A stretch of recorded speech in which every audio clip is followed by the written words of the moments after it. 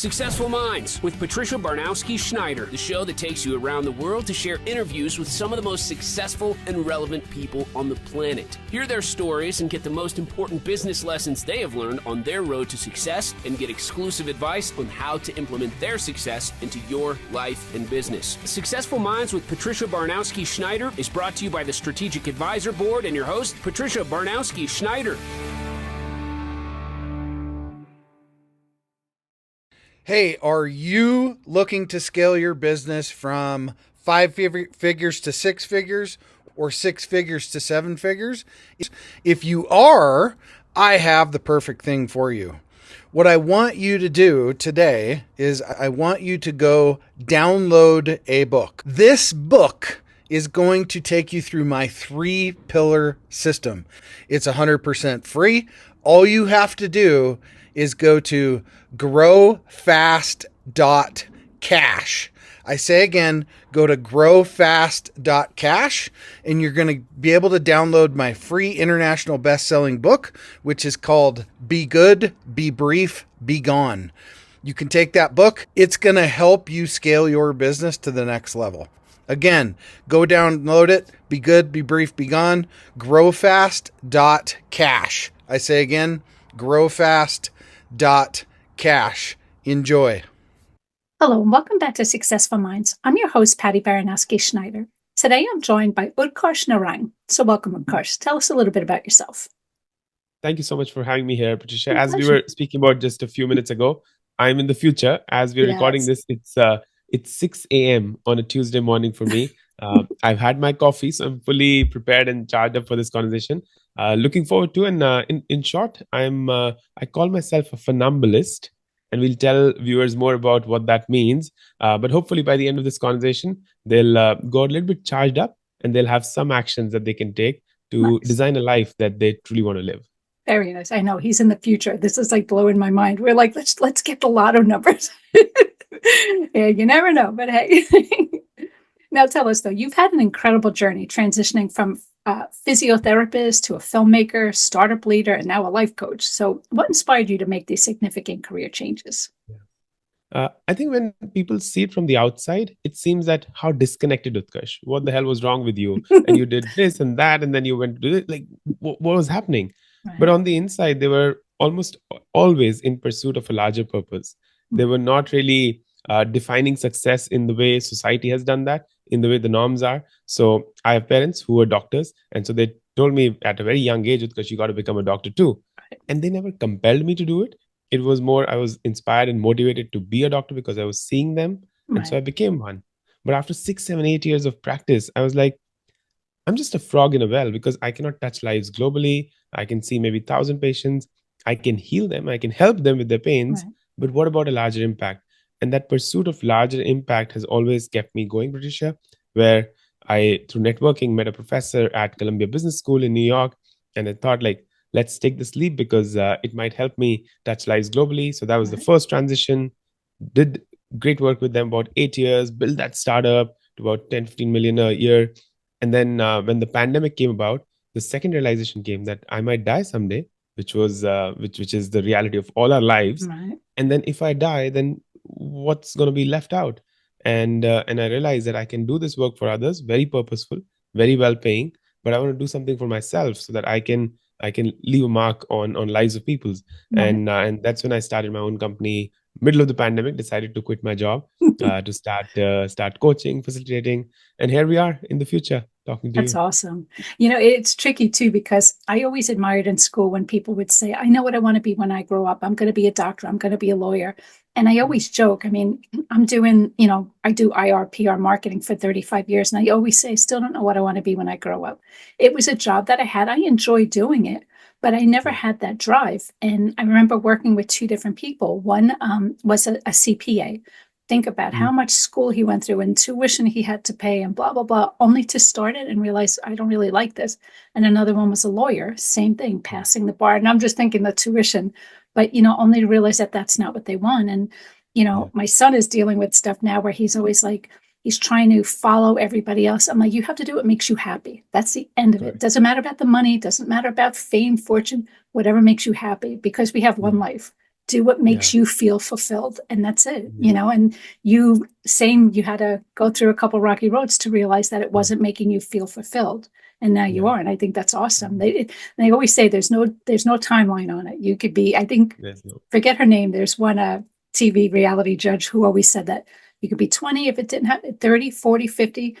There's never, I mean, I think, who was it? KFC, the Kentucky Fried Chicken, the current, Yeah. he was Yeah. retired. I think he went with his Social 67. Security. Yeah, with his Social Security check. You're never Yeah. too late to start. So I'm glad Yeah. that you found that, Yeah. what makes you happy. That's awesome. Yeah. But the That's big all. challenge, which you just want to kind of add that here, is Yeah, that, the world has glamorized success in terms of millions of dollars, right. in terms of the corner office, in terms of so much on the outside, that talking about happiness becomes very difficult. Because Yeah, every time you say this, there's an Instagram reel, and there's something, and there's something, and there's someone on LinkedIn who's like, oh, I just got promoted. And then you're sitting here thinking, here I am thinking about what I would have for lunch, and right, maybe a couple of coaching clients this week. But is that really success?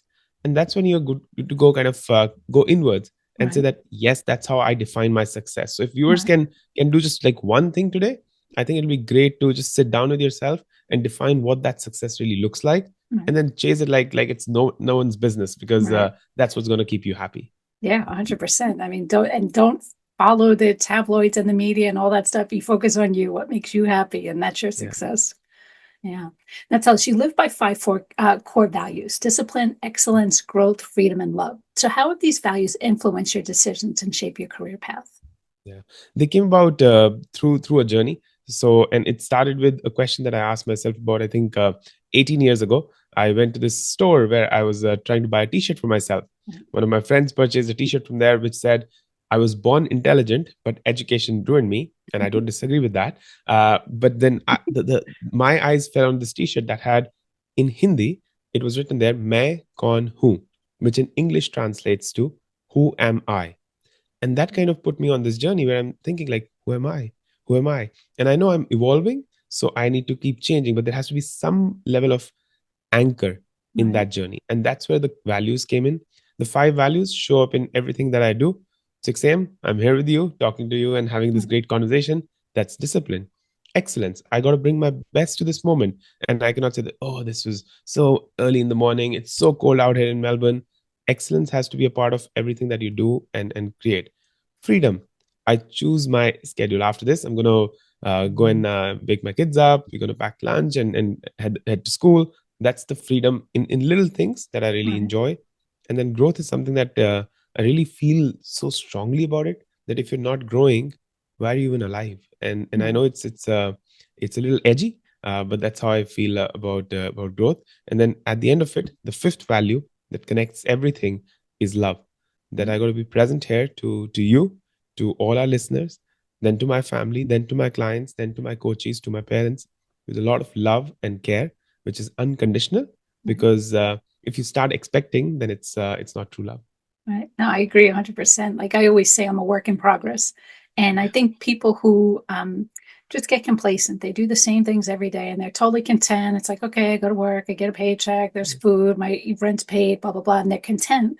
But it's like you have to constantly keep growing, like you say, whether Yeah. it's, educating. I mean, the world is changing constantly and, finding stuff to be happy. Because I know some people, they're super negative about everything, but you can find happiness in anything. Like it's raining, it's pouring rain, but it's going to make the flowers bloom, the rainbow's going to Yeah. come. Or even if I can't travel the world, but I belong to a lot of photography groups and I see these Mhm. all the time online. And I'm like, I'm just Yeah. living vicariously through all of these. You can Yeah. find a reason to be happy. And then it's not just about you, it's about sharing it with those you love. So I love your Thank philosophy. you. Now, you mentioned using fear to drive you towards courage. So, can you share a specific instance where fear played a pivotal role in your success? Yeah. The understanding of fear came a little late in life, I would say. And as I connect the dots backwards, as Steve Jobs said in that famous Stanford commencement, that you can only connect the dots backwards. And so all this while I was going through life's journey, and I used this word funambulist at the start of our conversation, Right. what being a funambulist really means, Patricia, is that I'm a tightrope walker. And so are you, and so are all the 8 billion people on the planet, because we're trying to balance what works well for us, what serves us well. And Right. so as I was going through that path, all this while I was thinking that it's courage that drives me.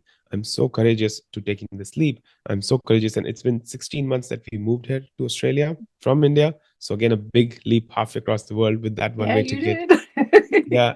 But it was all this while, it seemed like we were courageous. But then Right. as I was challenged by a dear friend that Utkarsh, is it really courage or is it fear? And that's when like everything like just hit me like a truck. That, oh damn, it's all about how you look at that fear, how you embrace it, channelize it, and then how it becomes a catalyst to Right. help you drive a courageous life. And so Right. that becomes a very strong relationship that I've had. And as Right. I reflect back to all the instances when I left my physical therapy, I have a master's in orthopedic physiotherapy, so I've done the education, had the practice and everything in the right place. But when I left that career, there was a lot of fear in the new work that I was doing with the Columbia Business School professor. And so every day the imposter in my head would ask me, Utkarsh, you're gonna fail, man. You cannot achieve this, you cannot do Right. this because you did not study for it, you do not belong in this world, you belong to your private practice, go back to your clinic, you Right. have to go back to your old world, your old ways. And in that moment, the fear of losing that job was pushing me forward. That fear, you stay with me, I Right. love you and I respect you because that's a value, but I'm Right. going to walk forward, I'm going to walk through this fear and be courageous. And so that became a catalyst, that became something that the dual nature of fear, Patricia, for lack Right. of better words, Right. started to kind of push me forward. And then the journey kind of beautifully unfolded over time. That's awesome that you used it as a catalyst, because so many people, especially, they're afraid of what people will think or what people will say, or maybe they were raised in a different manner where I'll never be able to do it. And they let that fear hold them back their entire life. And or they could spend countless years in therapy trying to Yeah. overcome that. So that's pretty courageous that you actually Mm. use that as a catalyst, because it's, Yeah. they always say you can't fear the unknown. You might think that this is what it's going to be. You Yeah. won't know until you do it, and you're Absolutely. living proof. Yeah. And then the big question that folks can ask, Patricia, is that whenever you're trying to do something new, whether Right. that's learning to ride a bike when you were like 4 years old, Right. or changing your job, or leaping from a corporate career to being an entrepreneur, Right. or from changing careers, whatever that, Right. or getting into a relationship or getting out of it, whatever that next shift is, the brain's going to tell you you're going to fail, you're going to go bankrupt, you're going to go end up in a divorce, you're going to be unfulfilled for the rest of life, and everything's going to go wrong, because that's the role of the primitive brain. Right. In that moment, just stop yourself, pause, and ask yourself, but brain, what if everything goes right? Then what Right. opens up for me? And just that shift, I think, I've seen that in my coaching work with my clients, Right. that just 1 second shift of looking at this from the other side Right. just changes everything for them. Yeah, I mean, just anything in life. Like, it's funny, I used to be afraid of heights, and I Hmm. faced that fear. I did a skydive back in the day, and I said I wanted to Yeah, just break the. Well, turns out I fell in brilliant, love with it, and I did it for brilliant. 15 years. I mean, you have no clue what to expect until you actually do it. Wow.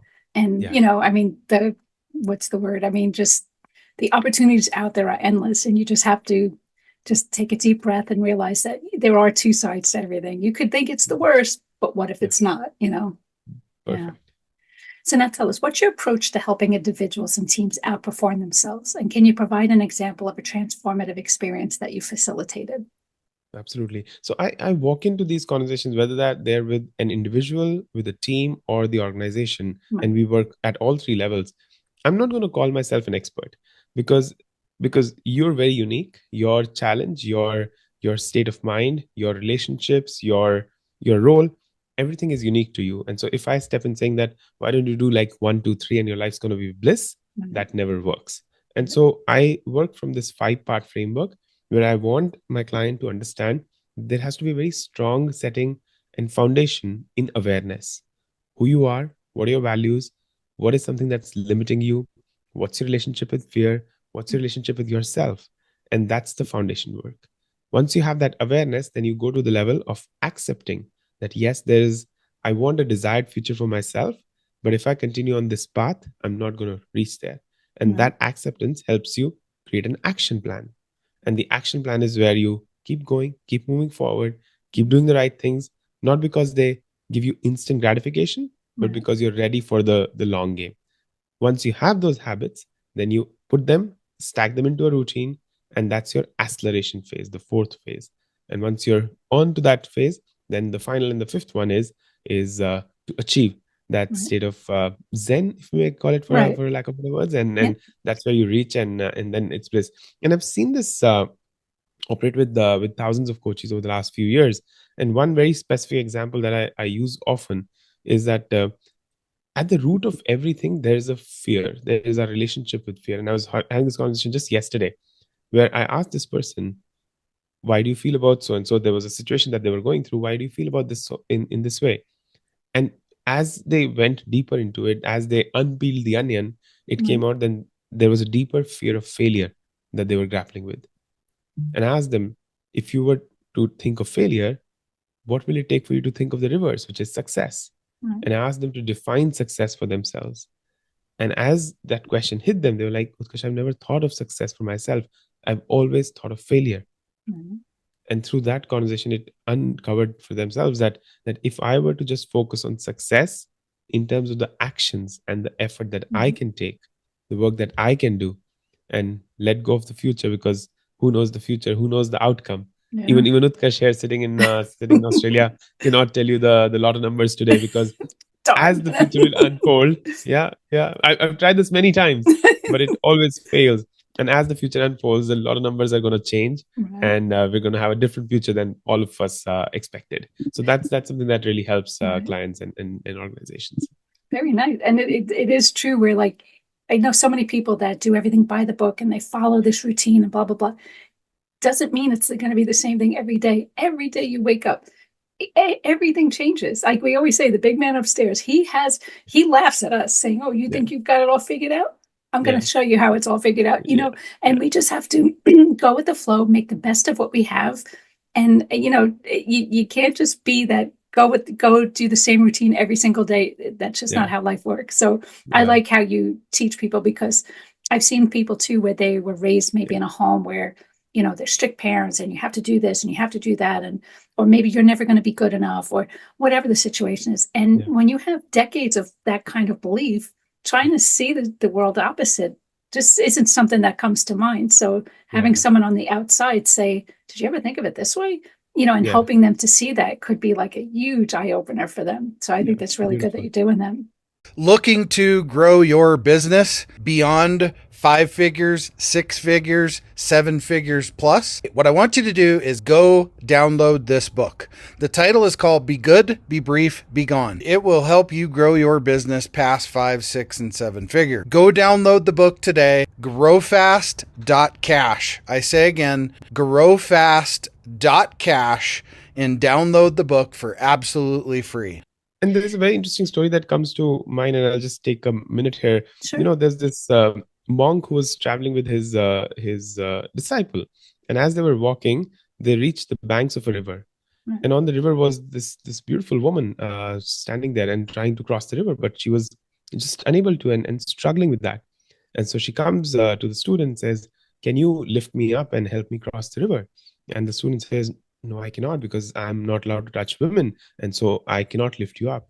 And so the woman turns to the senior monk and says that, can you help me cross the river, because it's important for me to go to the other side.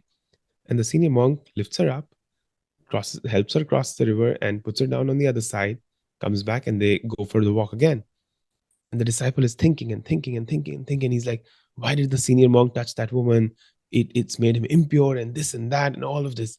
And after like 15-20 minutes, he asked, why did you carry that woman back there? And the monk said, I carried her, but I put her on the other side. Why are you still carrying her? Oh, nice.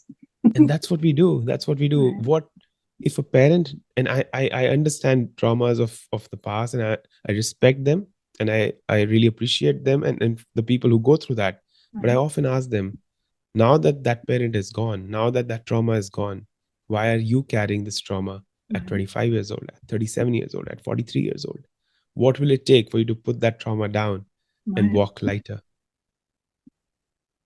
Yeah, I think that's where people need someone from the outside, because you don't see it yourself. You just know how you were, it was embedded in you for years, and that's all you know. So sometimes you need that outside person to make them aware, you know. Absolutely. Nice. That's all. You've worked across different, many different industries. So what unique insights or skills have you gained from each that you can apply in your current coaching practice? Yeah, I think that's something that if we were to start to remove our identity from the career and from the job that we do to the skill that we learn, these career shifts and these pivots become very easy. Right. And I used to often think about it like when I moved into filming and editing, what skill did I have that allowed me to succeed at that? And then I realized that I was talking to people. I was trying to uncover what they were going through as a physiotherapist. Right. I was listening to them. I was paying attention to them. I was looking them in the eye and trying to understand what their pain was. And when I moved into filming and editing, now whoever was the subject standing in front of me, Right. I could connect deeply with them. I could make them feel comfortable. I could make them say whatever they wanted to say on the camera, Right. and they could trust me that I got whatever is needed on the technical side figured out. And as you move forward into sales, starting your own startup, being a coach, through all of these, the skills of empathy, the skills of listening, emotional intelligence, trying to just support the other person and not trying to be the smarter person in the room. Right. I think these are all ideas that started very early during my upbringing and through all the careers that I've seen. So I think anyone who's trying to go through this massive shift that seems Right. from the outside, sit down with yourself and figure out what are some skills that I already have that I Right. can start to leverage into another career or to another job. And you don't have to really take a big leap Right. and quit your job to start that startup hustle or do whatever. Just start small. Right. Maybe I'll start with like 30 minutes this day, or over the weekend I'll spend half a weekend. I'll have a conversation with my partner. I'll have a conversation with my kids or parents or my friends or myself that I'll not watch Netflix and YouTube this weekend, Right. but I'll do something about my dreams. Right. Just make that choice and start small. You have all the resources, you have all the skills that will help you succeed. It's just going to take time, perseverance, a lot of learning, and growth through that path. Right. Yeah, people don't, it's almost like a recipe. Like a lot of times it's funny when you sit back and they'll say, oh, so-and-so is really good at that. It's like, she's a mom of three. So she has that organization and that discipline. And, it's just like we all, through all of our life, whether if you were big brother, big sister, whatever job you had, whatever chores you had, whatever car you drive, whatever the case is, you have a little bit of this recipe in you. It's a matter of dissecting it and saying, well, what are your strong points? What are your weak points? Doesn't mean it's impossible, but these ones you grow on. And, helping people to see it's not an impossible task. It's just a process. I always say everybody's a work in progress, Yeah. So now how do you manage to balance your professional commitments with personal growth, especially while raising two boys with your wife in Melbourne? Yeah. They're 13 and 10, and it's such a joy and a grueling journey as well, because you get attached to the kids when you have them, and you feel like you own them and you want to kind of mold them in a certain way. But I think what's really helped me is just this refocusing on the value of discipline and love and freedom, because I really live by the calendar, and that does not mean that that I'm kind of bound to the calendar, but the calendar guides my path. And so discipline of showing up for meetings, blocking time if they have basketball matches, if they have classes that I need to take them to, I block time for that. Very early in the days, Patricia, I used to feel that why am I doing these things? Why am I waking up at 4 a.m. to build my business and then get on to do things with my kids? I want to choose one of them. And then I started to realize that, and there was a lot of, I would say, negative energy, where if I'm preparing one of the meals, and that's how my wife and I, we divide our tasks. If I'm preparing the meal or washing the dishes, I would feel, what the hell, I don't want to do this. And I would be almost aggressive internally. And then I started to shift the energy that if love is a value, Utkarsh, then what's stopping you from doing this with a lot of love? And once that happened a few years ago, it's been an easier journey since then, because now I feel like it's in service of three souls who are living with me, and that's just a joy. And then life also gives me an opportunity through you and through the work that I do to connect with other souls. So I think it's just a blessing. That's what's helped me really balance. And I think the step one to that, or ground zero to that, is to again go back to yourself, do the inner work, because the work lies in you.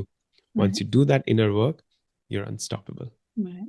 Yeah, I guess it's a matter of refocusing, like you say, refocusing your energy, because it's easy to get caught up. Oh my God, I'm so sick of this. I'm so, but when you take a step back and be like say if you're cooking dinner for the family, but we're all Yeah. going to sit down at a family. I'm going to hear about my son's day. I'm going to hear about my, Absolutely. so you find the positive in it, and you Yeah. can just change your attitude a little bit. And it does make you, it's like weight lifted off of you. It's like, it's no longer a chore. This is fun, Right. you Yeah. have something to look Yeah. forward to.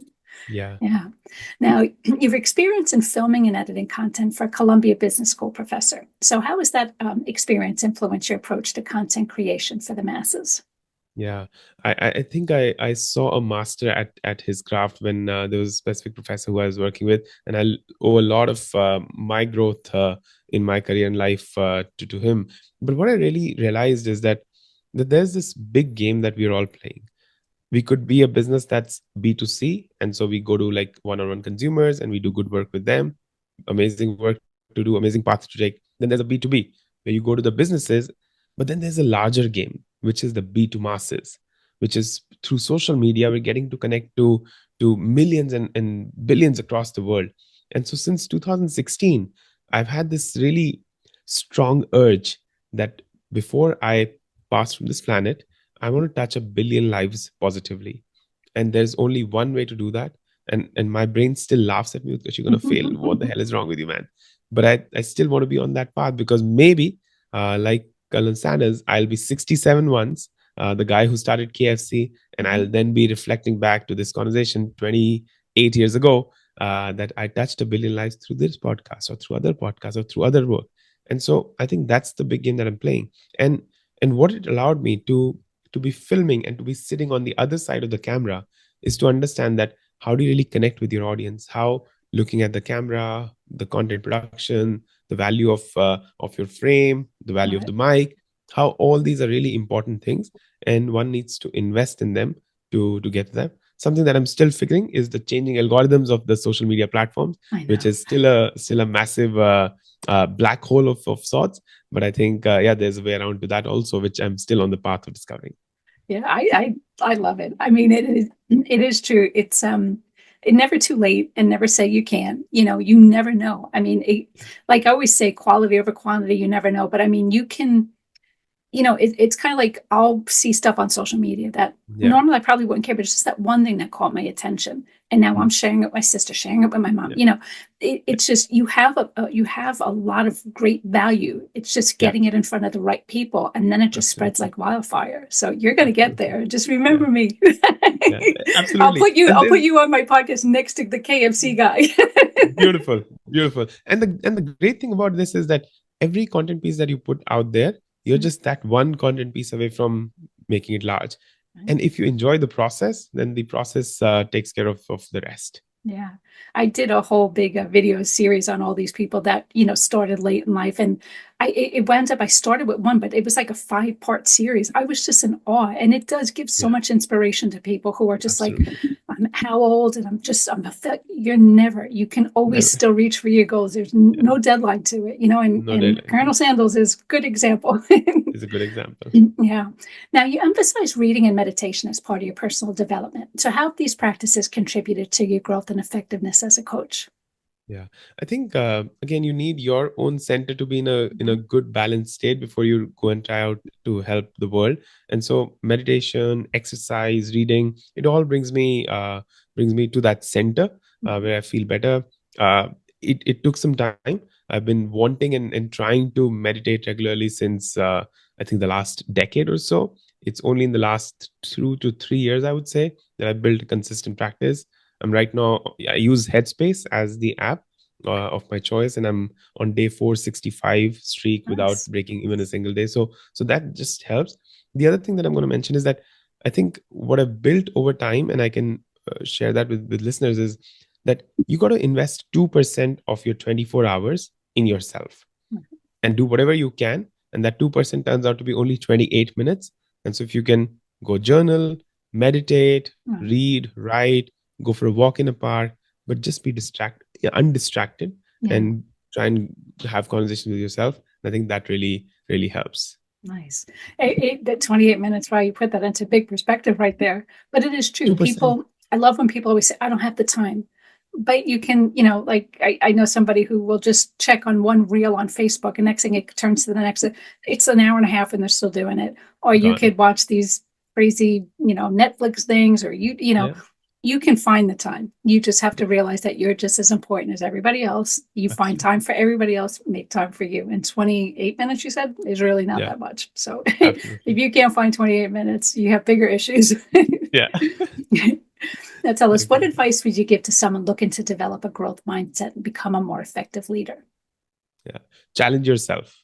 In very simple words, just challenge yourself to do one new thing every single day. And it could be as simple as, if you're a right-handed person and you brush your teeth like that, just try and shift your hand to left hand. It's going to be so challenging, and it's going to take so much work, because every time this hand will go up and Right. doing this will be harder. Right. So just challenge yourself to learn one new thing, a single word, lyrics to a new song, some new data point that you're gonna, Right. a new quotation from a great leader, a new story of life of Colonel Sanders. Whatever you can, just build a practice of learning something new every day. Right. And in about people say 21 days, but I say in about a lifetime, you'll die a wiser man, woman, or whatever preference you have. That's awesome. I know most people just have it. They want to do the easy thing. If it's too hard, they just can't be bothered. But that's not a challenge then. I mean, life isn't easy. Yeah. And, Yeah, it's funny because I do these brain games on the phone. And, I mean, some of them are challenging, but I make it a point to do at least, I mean, what does it take me? 2 minutes? I mean, Right. but it is, Yeah. I love when I succeed. I'm like, oh my God, I got it. Maybe not every day, but Yeah. you can make it fun. It doesn't have to be something really hard, like a brain game or brushing your teeth. Make a game out of it. I mean, do it with Exactly. the kids and just show them, Yeah. look, I'm making a mess worse than you. Yeah. You can Yeah. find a way. Absolutely. Spot Yeah. on. Now tell us, looking ahead, what are your future aspirations and goals, both personally and professionally? And how do you plan to continue helping others and yourself grow?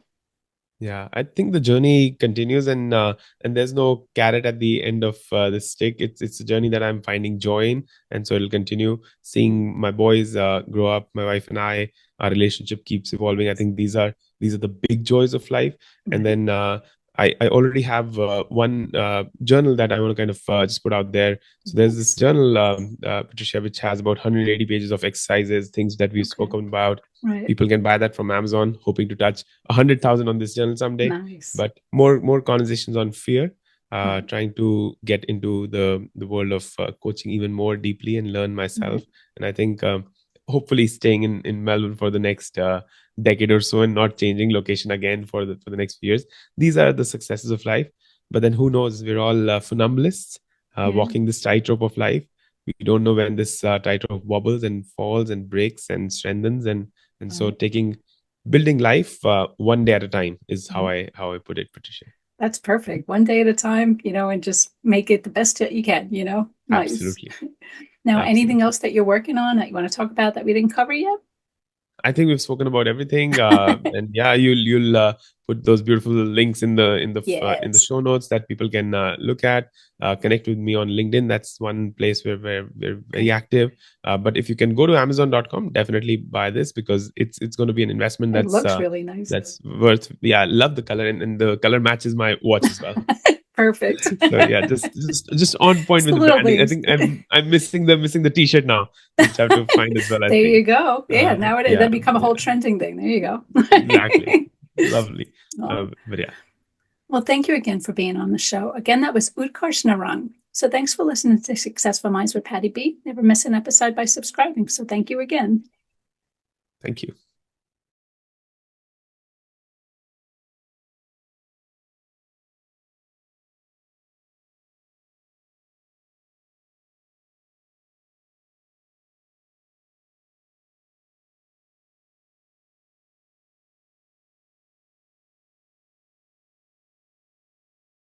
Hey, we all want to scale our business. Hey, I have the answer for you today to help you do that.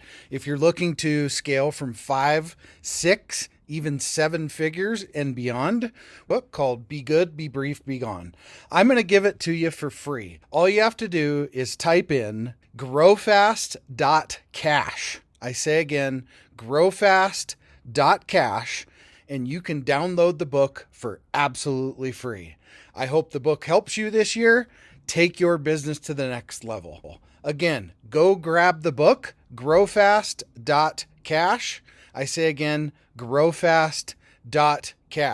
I wish you the best and grow, scale, and win. Thank you for listening to Successful Minds with your host, Patricia Baronowski-Schneider. Please leave your feedback and visit strategicadvisorboard.com to get the latest and greatest business advisement on the planet. Follow us on social media for updates, and we'll see you on the next episode.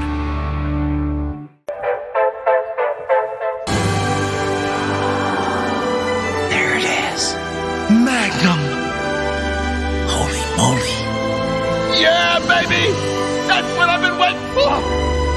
Dear God. It's beautiful.